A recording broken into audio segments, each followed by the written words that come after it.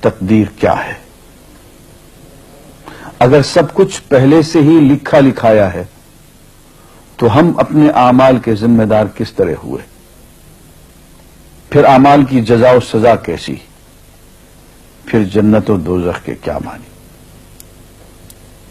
وضاحت فرمائیں۔ بھئی سچی بات یہ ہے کہ اس سوال نے ایک عرصے تک مجھے بھی ستائے رکھا، اور میں سوچتا رہا کہ اگر واقعی اللہ تعالیٰ نے پہلے سے ہی سب کچھ لکھ دیا ہے کہ میں اتنے بج کر اتنے منٹ میں بیٹھ کے یہاں پہ ایک لیکچر دوں گا، یہ تقریر کروں گا، اتنے بج کر اتنے منٹ پہ نماز پڑھوں گا، اتنے بج کے اتنے منٹ پہ فلاں کو گالی دوں گا، فلاں کو تھپڑ ماروں گا، یہ پہلے سے ایک میرا شیڈول مرتب ہے اللہ کے ہاں، لکھا لکھایا پروگرام چھپا چھپایا موجود ہے، میرے کیا قصور؟ تو لکھنے والے کا قصور ہے؟ بات تو خطرناک ہے نا۔ تقدیر کیا ہے؟ عربی میں اس کے لیے ایک لفظ لکھا جاتا ہے دینی کتابوں میں، علم اللہ السابق، اللہ کا علم جو پہلے سے اسے حاصل ہے۔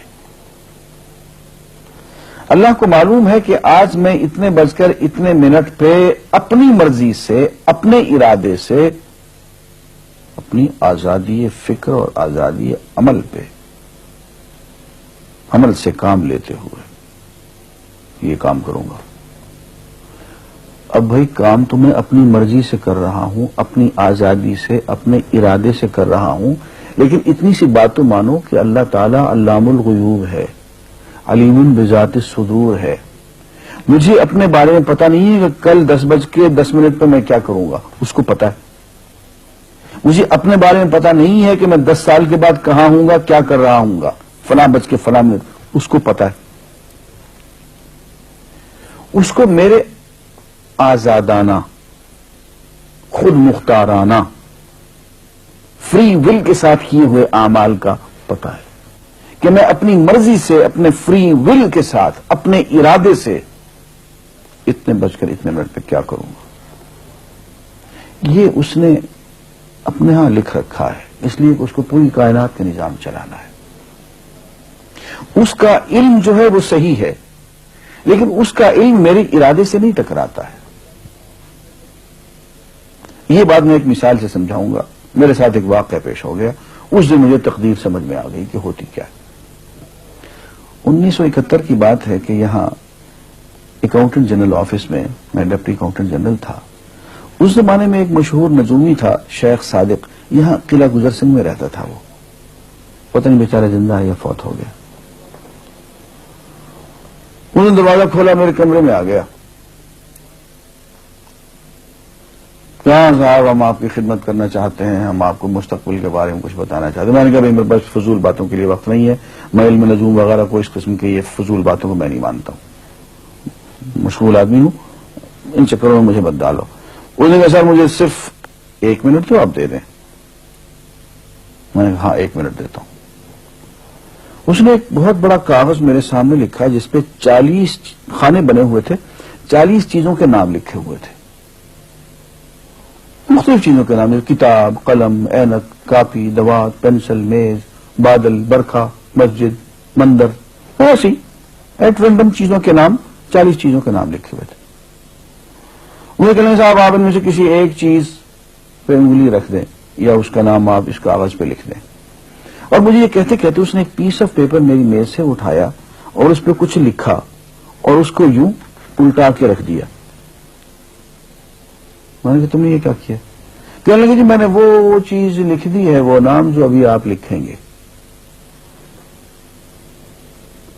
تو اب میں پریشان ہو گیا۔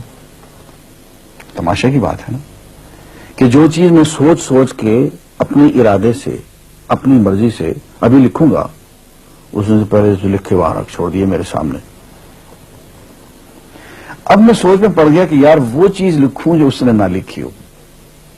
کبھی میں اس کا ارادہ کروں، کبھی اس کا ارادہ کروں، میں تنگ آ کے آخر میں نے کسی ایک چیز کو لکھ دیا، میری یہ ہے۔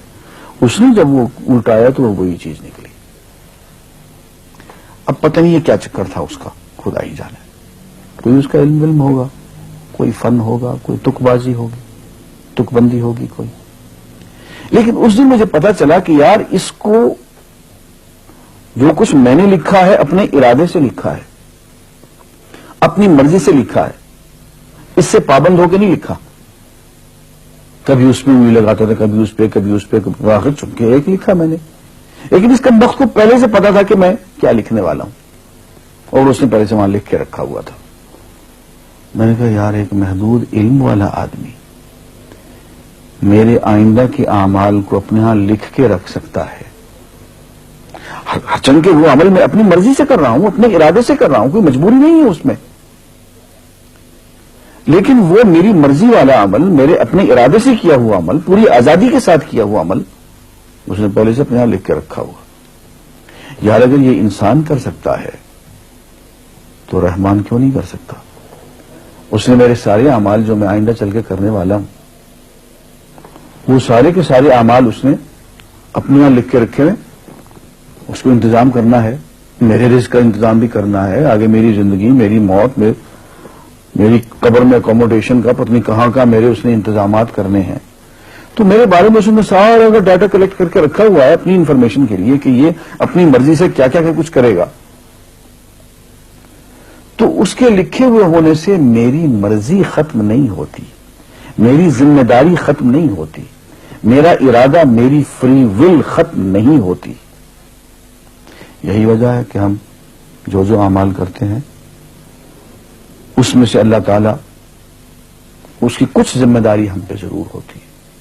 کچھ کام اللہ تعالیٰ کا ایک نظام ہے, اس میں شاید ہماری ذمہ داری نہ ہو, وہاں جبر ہو. لیکن کچھ اعمال ایسے ہیں جن میں خالصتاً ہمیں آزادی حاصل ہے, ہمیں اختیار حاصل ہے, ہم ان کے ذمہ دار ہیں, ہمیں ان پہ جزا ملے گی, ہمیں ان پہ سزا ملے گی, اللہ تعالیٰ بچائے. اور جزا ملے گی تو جنت ہوگی, سزا ملے گی تو دوزخ ہوگی. لیکن آزادی عمل اور ارادہ ضرور ہے.